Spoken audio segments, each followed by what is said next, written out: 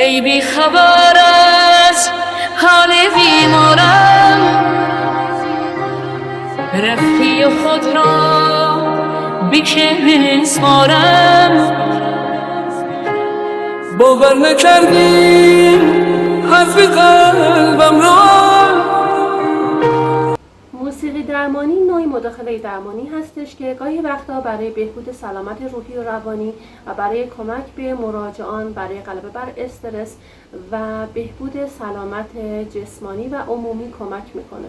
حتی بعضی معتقدن که اون سلیقه‌ای که شما در گوش دادن به موسیقی دارین نگرش شما رو در جنبه‌های مختلف شخصیتتون نشون میده. موسیقی ذهن رو آروم میکنه، به بدن انرژی میده و حتی به بهبود مدیریت دردهای جسمانی هم کمک میکنه. در مورد اثرات موسیقی تحقیقات زیادی انجام دادم و طبق این تحقیقات موسیقی باعث افزایش انگیزه، بهبود خلق و خو، کاهش علائم افسردگی، افزایش استقامت ورزشی، کمک به مدیریت درد، کمک به خواب بهتر، کاهش استرس، کاهش اشتها، تقویت حافظه و بهبود عملکرد ادراک و شناخت میشه.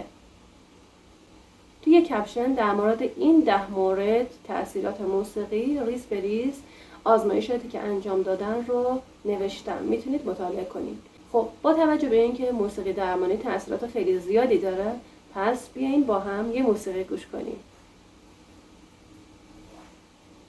آرامی جانم دوستت دارم، دوستم دارم،